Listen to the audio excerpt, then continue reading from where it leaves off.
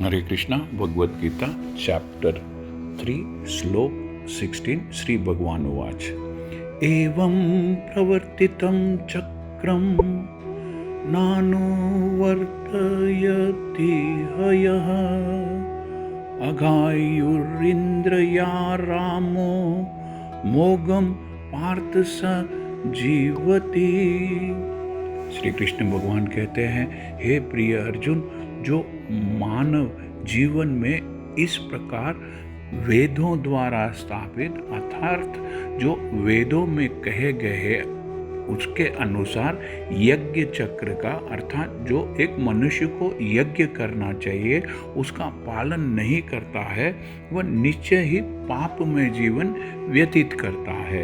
ऐसा व्यक्ति केवल इंद्रियों की तुष्टि के लिए व्यर्थ ही बेकार ही जीवित रहता है। अर्थात श्री कृष्ण भगवान कह रहे हैं कि यज्ञ करना बहुत जरूरी है, क्योंकि यज्ञ करने से शुद्धिकरण होता है, प्यूरिफिकेशन होता है। Lord Krishna says, my dear Arjuna, a man who does not follow these prescribed system of yajnas certainly leads a sinful life. Hence, the life of person living just to satisfy his senses is of no use. इस श्लोक में श्री कृष्ण भगवान ने कठोर परिश्रम करो अर्थात बहुत ज़्यादा मेहनत करो और इंद्रिय तृप्ति का आनंद लो, इंद्रिय तृप्ति के मज़े लो, इस सांसारिक विचारधारा का तिरस्कार किया है, इस विचारधारा को रिजेक्ट किया है।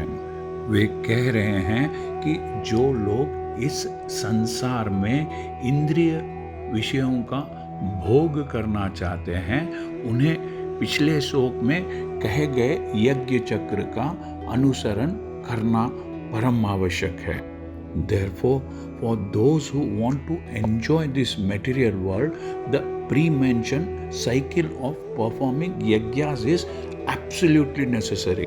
जो इंद्रिय तृप्ति का भोग तो करना चाहते हैं लेकिन यज्ञ नहीं करते हैं, उनका जीवन बहुत ही संकटपूर्ण, जोखिम भरा, full of risk रहता है।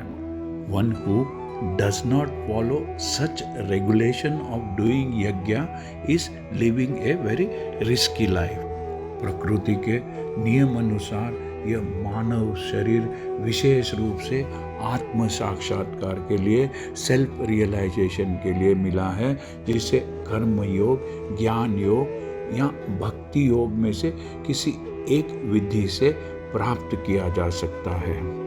By nature's law, this human body of life is specially meant for self-realization in either of the three ways, namely कर्म योगा, ज्ञान योगा और भक्ति योग।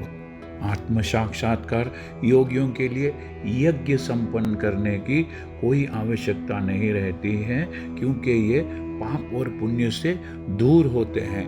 किंतु जो लोग इंद्रिय तृप्ति में जुटे हुए हैं उन्हें यज्ञ चक्र के द्वारा शुद्धिकरण की, प्यूरिफिकेशन की आवश्यकता रहती है।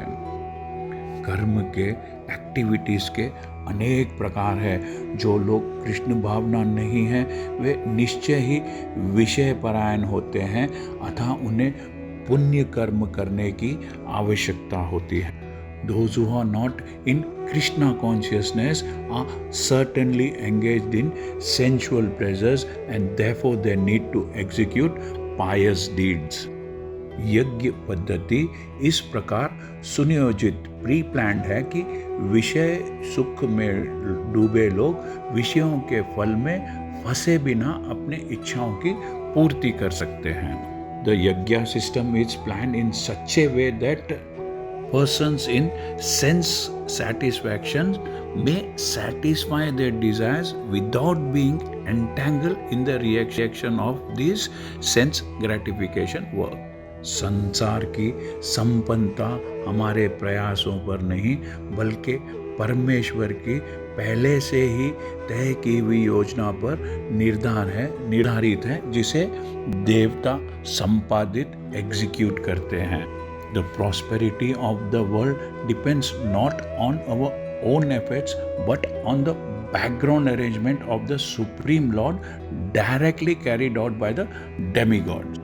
अतः वेदों में वर्णित देवताओं को लक्षित करके यज्ञ किए जाते हैं.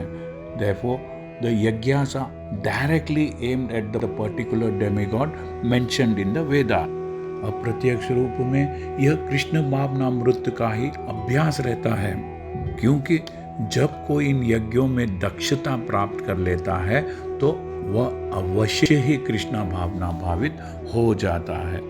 Indirectly, yajnas are the practice of Krishna consciousness, because when one masters the performance of yajnas, one is sure to become Krishna consciousness. किंतु लेकिन यदि ऐसे यज्ञ करने से कोई कृष्ण भावना भावित नहीं हो पाता तो इन यज्ञों को कोरी आचार संहिता समझना चाहिए. अर्थात यह यज्ञ सिर्फ एक नैतिक संहिता मात्र, ओनली ए मॉरल कोड रह जाते हैं.